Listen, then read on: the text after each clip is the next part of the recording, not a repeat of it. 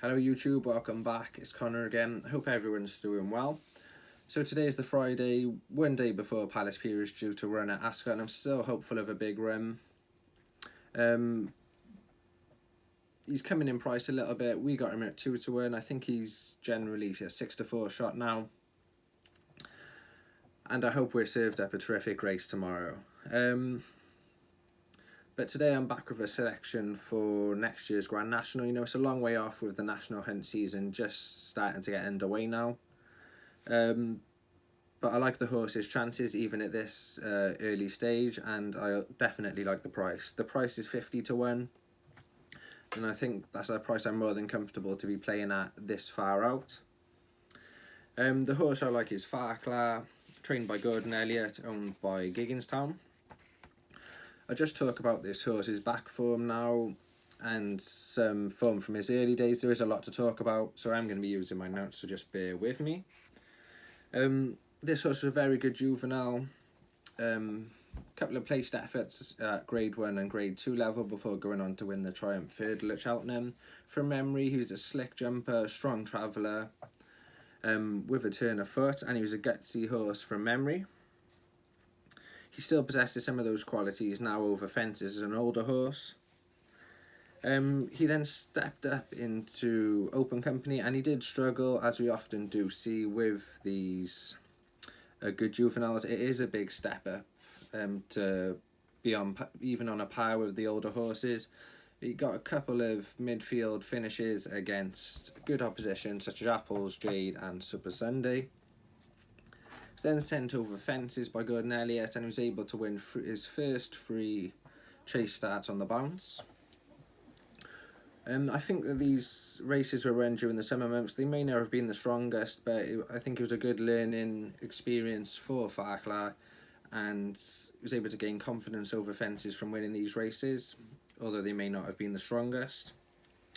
He was then picked up an injury and he was off the course for around 15 months, and he was thrown in at the deep end first time out into a competitive handicap chase. On all of his chase starts since then, Farclas has shown a super high level of form and really good consistent runs. That first run back, the form looks really strong, with Tornado Flyer coming second that day, going on to run second to Min in the John Durkan. He then ran a solid 4th at the Dublin Racing Festival in a Grade 1 and finished 3rd in the Ryanair at Cheltenham.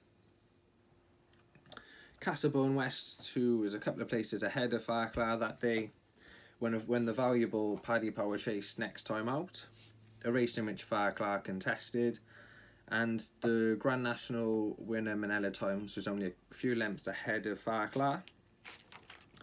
That run in the Paddy Power held up very nicely on Farclas' next start, finishing closer to Manila Times on this occasion, due to Manila Times getting hit with a couple of pounds from that last run. In third that day was Live, Love, Laugh. So looking at that form looks super strong. The same as his first run up of the season, but this race in particular, you've got the Grand National winner, and you've also got the Topham winner that came out of it.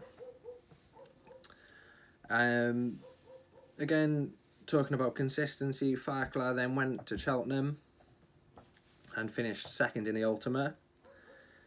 But his next run, his first start in the Grand National, is his first run over the Aintree fences. It was a race in which it was run over a mile further than anything he had ever contested, and for him to be able to finish 5th on his first outing at Aintree over those fences is a seriously good effort. Looking at the race now, he was definitely the one to take out of it from my eyes. For a relatively inexperienced chaser, I wouldn't say he's an inexperienced horse. You know, he's had quite a few runs over hurdles and his runs over in France, but over fences that was only his eighth chase start. He's going to be on better terms with Manila Times next year. Then in his recent run, he only ran, I think, a week or two ago, prior to when I'm recording this video. He's travelling strongly in the Kerry National and just got a fence wrong and ultimately paid the price. I'm sure that the Aintree Grand National will be this horse's main aim this season. We've seen in the past Gigginstown and Gordon Elliott's ability to farm the National with Tiger Roll. I'm not saying this horse is as good as a horse as Tiger Roll, but if he could emulate his stablemate and just win the National once, which I'm sure will be the aim, be a lovely winner for the channel. I think there's also could be improvement from Farclas. You know, they obviously took their time with him because he was a top horse in his younger days, but he's able to pick up a load of experience in a short amount of time over fences last season, and that's only going to stand him in good stead for this season, where he's going to be contesting the same sort of races. And I think there still could be a little bit of improvement to come from the horse. He's still quite a young horse. I think he's a 9-year-old this season, and this could be when he's at his peak. You know, you typically see Grand National winners with a load of experience and older horses. I just think 50 to 1 is a massive price